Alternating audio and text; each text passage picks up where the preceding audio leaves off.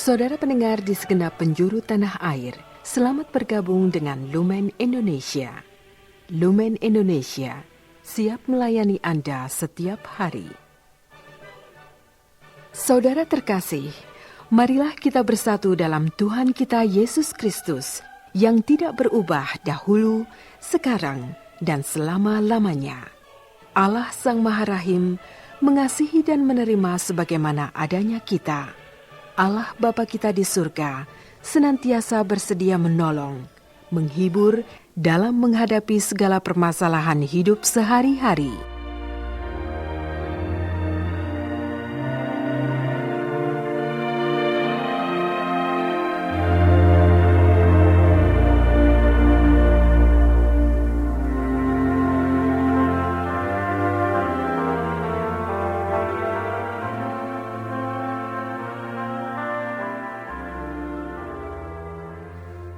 Saudara-saudari, marilah kita mendengarkan renungan dengan judul Rumah Doa.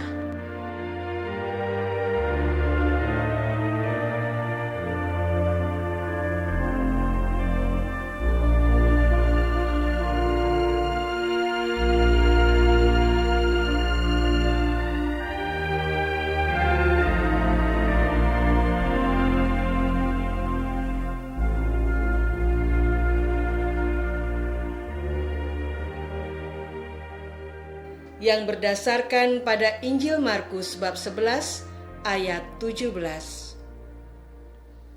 Yesus bersabda, "Bukankah ada tertulis, rumahku akan disebut rumah doa bagi segala bangsa, tetapi kamu telah menjadikannya sarang penyamun."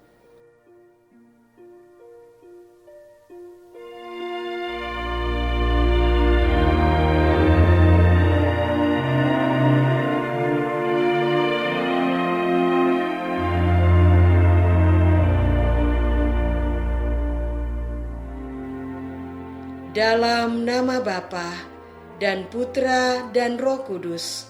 Amin. Saudara-saudari terkasih dalam nama Tuhan Yesus Kristus. Sesampainya di Yerusalem, Yesus masuk ke Bait Allah. Ia meninjau semuanya. Tetapi karena hari sudah hampir malam, ia keluar ke Betania bersama dengan ke-12 muridnya. Keesokan harinya, ketika meninggalkan Betania, Yesus merasa lapar. Dari jauh Yesus melihat pohon ara yang sudah berdaun. Ia mendekatinya untuk melihat kalau-kalau ia mendapat apa-apa pada pohon itu. Namun pada waktu berada di dekatnya, Yesus tidak mendapatkan apa-apa selain daun-daun saja, sebab memang bukan musim buah ara. Kata Yesus kepada pohon itu, "Jangan lagi seorang pun makan buahmu selama-lamanya." Ketika Yesus dan para muridnya sampai di Yerusalem, Yesus masuk ke Bait Allah. Yesus mengusir orang-orang yang berjual beli di halaman Bait Allah. Meja-meja penukar uang dan bangku-bangku pedagang merpati di baliknya. Yesus melarang orang membawa barang melintasi Bait Allah.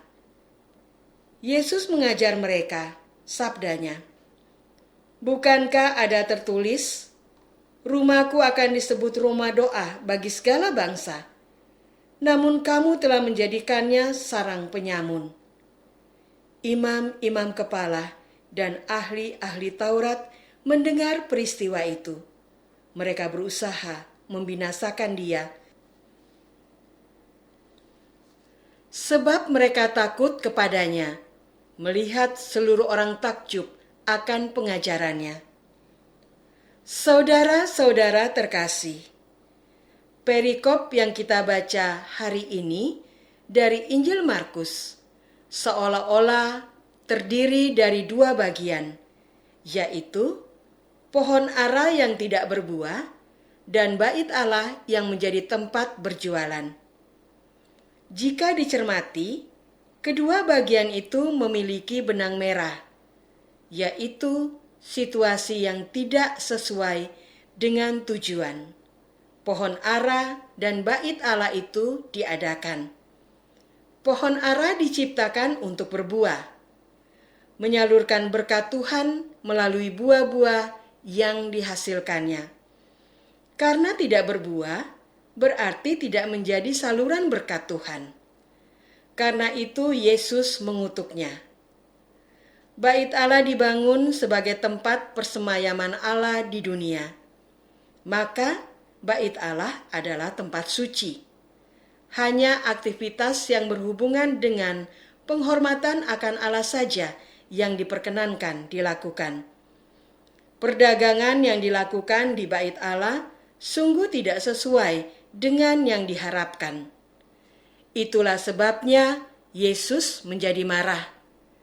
Yesus marah bukan sekedar karena kondisi psikologis yang tidak nyaman, tetapi karena dunia menolak bekerja sama dengan Allah untuk menciptakan kebaikan. Inilah yang sebenarnya disebut dosa, yaitu menolak Allah. Saudara-saudara terkasih, secara etika, sikap marah sering dianggap sebagai tindakan yang tidak semestinya. Namun, perikop hari ini menyampaikan kepada kita bahwa Yesus pun memakai sikap marah untuk mengajar. Karena situasi orang-orang yang hendak diajar tidak akan memahami jika memakai ajakan, bujukan, nasihat, sindiran, dan teguran. Kemarahan ini muncul bukan karena mereka bodoh dan tidak mampu memahami, tetapi terlebih karena mereka tidak mau atau menolak Yesus dan pengajarannya. Apakah dengan cara yang keras sekalipun akan menimbulkan kesadaran dan buah yang diharapkan? Ternyata tidak. Pohon ara tetap tidak berbuah dan tetap hanya menghasilkan daun-daun. Demikian pula dengan para pedagang di bait Allah. Bukannya bertobat dan tidak hendak berdagang lagi di situ. Mereka bahkan merencanakan untuk membunuh Yesus. Inilah ciri-ciri orang yang tidak hanya bodoh secara intelektual, tetapi juga bebal secara iman.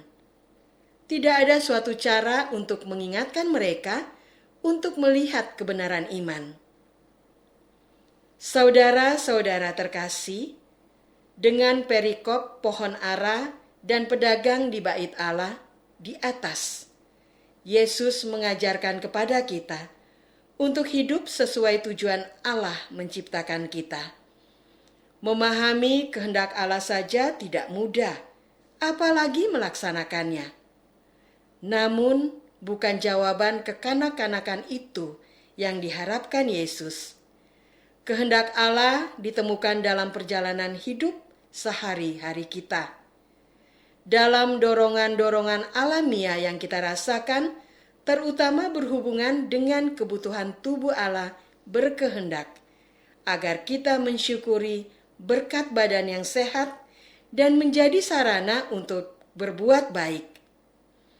Dalam hubungan sosial dengan berbagai anggota masyarakat di berbagai kelompok sosial, kita bisa melihat kehendak Tuhan melalui beragam pribadi yang menyempurnakan hidup kita.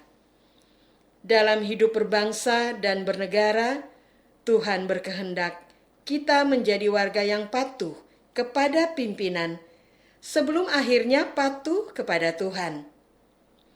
Namun apa tujuan kita diciptakan di dunia ini? Sabda Yesus, "Rumahku akan disebut rumah doa." Sabda Yesus ini bukan hanya tentang bait Allah ataupun tempat ibadah lainnya, tetapi terlebih tentang diri kita. Bukan Yesus juga bersabda, "Tubuhmu adalah bait kudus."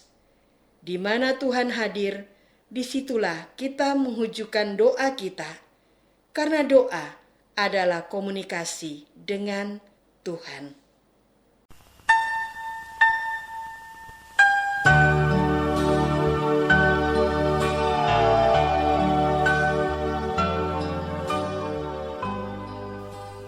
Saudara terkasih, marilah kita masuk dalam saat hening sejenak untuk meresapkan renungan yang baru saja kita dengar bersama dalam kehidupan iman kita masing-masing.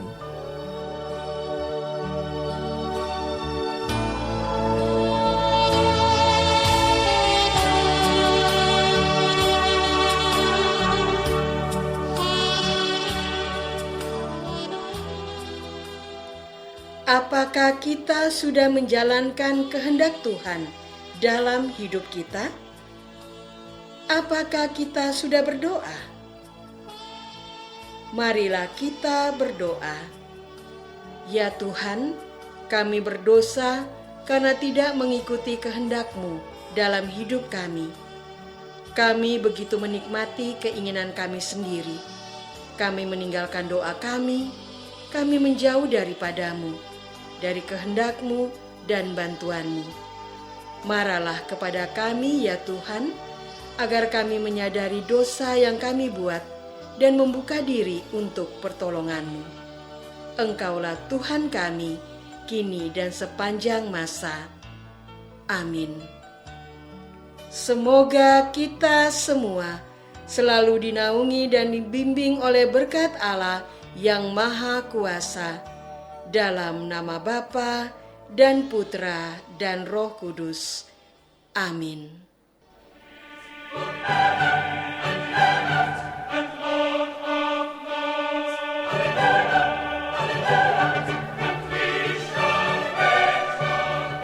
Dengan penuh kasih dan sukacita, Lumen Indonesia mengundang saudara-saudara seiman di segenap penjuru tanah air. Sekiranya ada tanggapan ataupun saran, kirimkan surat Anda ke Lumen Indonesia. Terima kasih atas perhatian Anda. Sampai berjumpa lagi dengan Lumen Indonesia pada waktu dan gelombang yang sama esok hari.